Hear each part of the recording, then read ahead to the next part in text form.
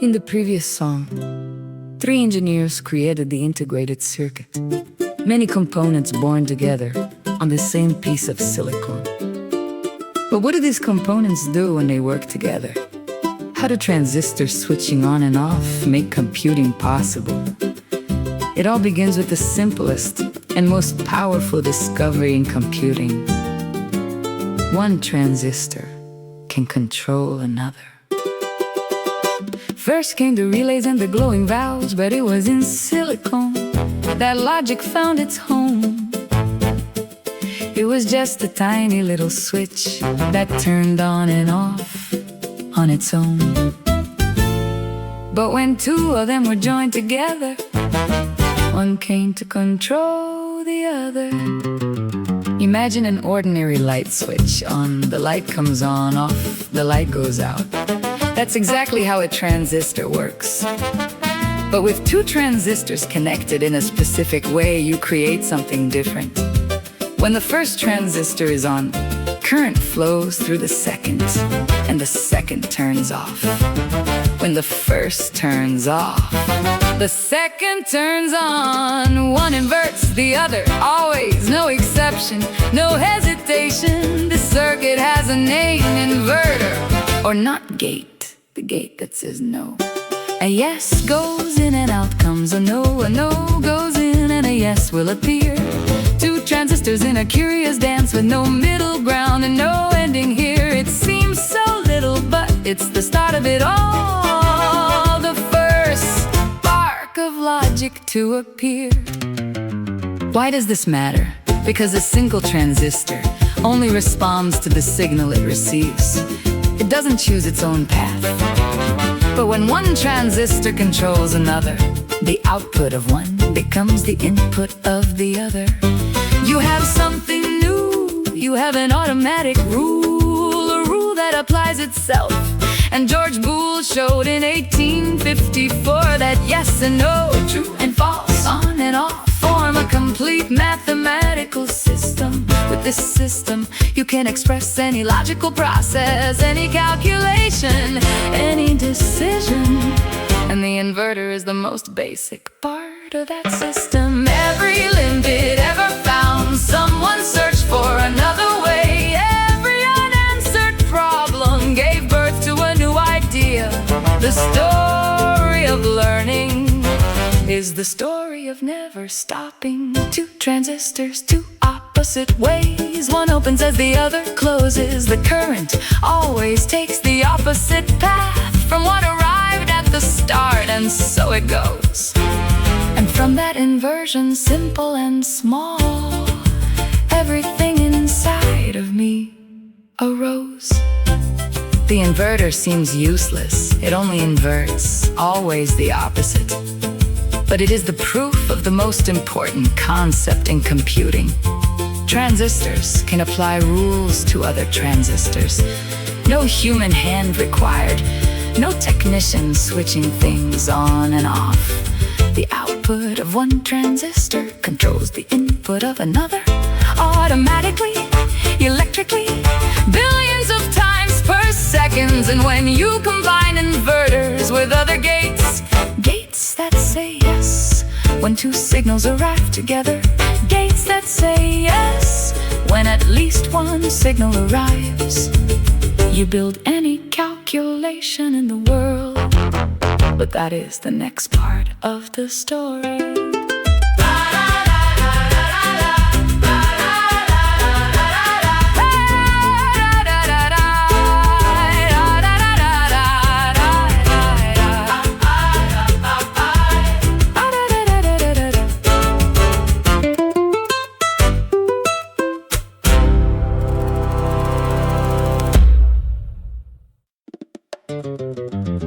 In the previous part, the inverter, the NOT gate, showed that one transistor can control another. Feed it a yes, and out comes a no. Feed it a no, and out comes a yes. But a computer needs more than just inversion. It needs to combine, it needs to ask, are they both yes? Is at least one of them yes? That's where the next gates come in. Two paths finally met each one with a signal of its own. Only when both of them said yes together, the answer cleared the way at last. Two signals, two sides, just one rule to hold both together.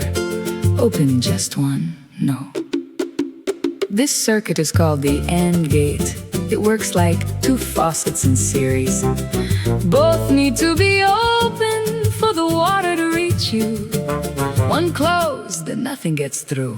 It only works when everyone agrees.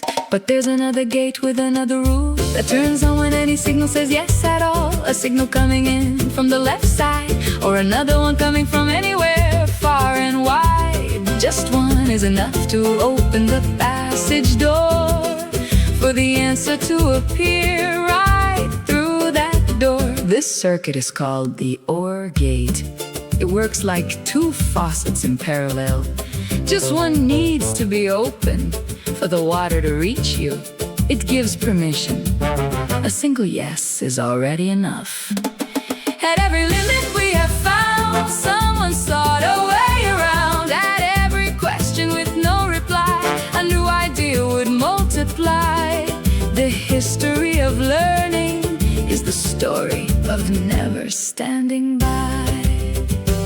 From these ideas all logic was born, not inverts and needs both or accepts just one. But engineers wanted to simplify things. Instead of many gates, could just one do it all?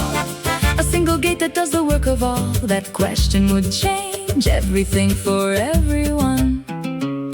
In 1854, George Boole showed that logical reasoning can be expressed through negation, conjunction, and disjunction, not and or. In 1937, Claude Shannon showed that these operations can be built with electrical circuits, and now with transistors and integrated circuits, they can be built at a scale that no human being can imagine. But building three different types of gates cost time, cost money, cost space. The engineers asked a question: what if a single gate could do the work of all the others? That gate exists, it's called NOR.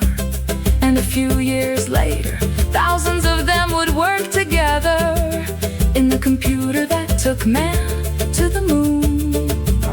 That is the next part of the story.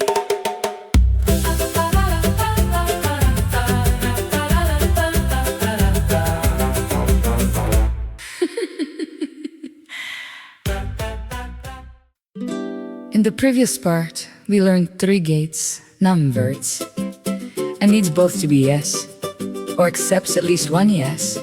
With these three, you can build any calculation. But now that engineers were starting to pack many components onto a single silicon chip, a new question arose: which logic block should be repeated inside the chip? What if a single gate could do the work of all the others?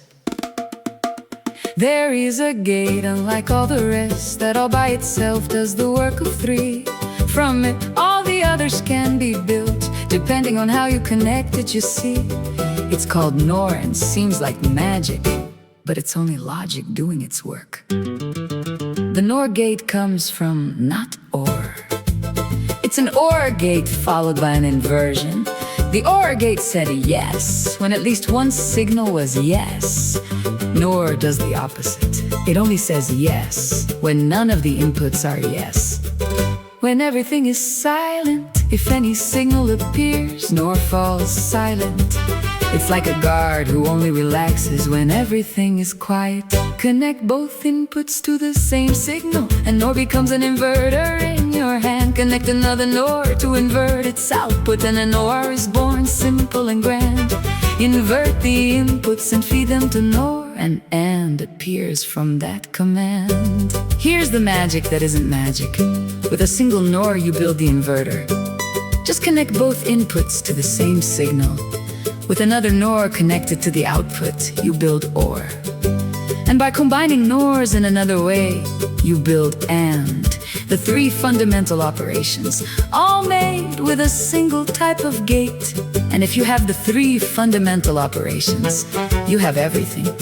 Any calculation we can imagine can be built using only NOR gates. At every limit we have found, someone sought a way around. At every question with no reply, a new idea would multiply. The history of learning is the story of never standing by. A single block repeated thousands of times, easier to make the test and trust. You see, you perfect one single NOR design, then just fabricate thousands just like it. That's how manufacturing became so simple. One standard pattern to build and combine. Why does this matter so much? Because the manufacturer doesn't need to master 3 different circuits. They need to master just one, and make it very well many times. You design one perfect NOR, then just repeat it. And this didn't stay just theory. A few years later, when the United States decided to go to the moon, they needed a computer that was small, light, and extremely reliable. The main logic of that computer was built with integrated circuits based on 3 input NOR gates. 2 things came together here: the integrated circuit, which makes many parts together, and the universal gate, which builds everything with one block. Humans went to the moon with a single type of gate, repeated thousands of times. Now we have almost everything we need: mass production and the logic to think. A universal block on a silicone chip that can perform any calculation we can imagine. But there's one thing the gate cannot do: it responds and forgets. It cannot store. Put 2 things in your hands. The integrated circuit makes many parts together. The NOR gate builds any logic. Fill a chip with NOR gates and build any calculation you can imagine. But there's something these gates still cannot do. They all respond instantly. You put a signal at the input, the output appears at the same moment. Change the input, change the output. A logic gate has no memory. It stores nothing. And a computer needs to remember. It needs to hold one number while calculating another. How do you make a circuit remember a value even after the signal disappears? The answer uses the very gates we've learned, connected in a special way, where the output feeds back into the input. That is the next part of the story.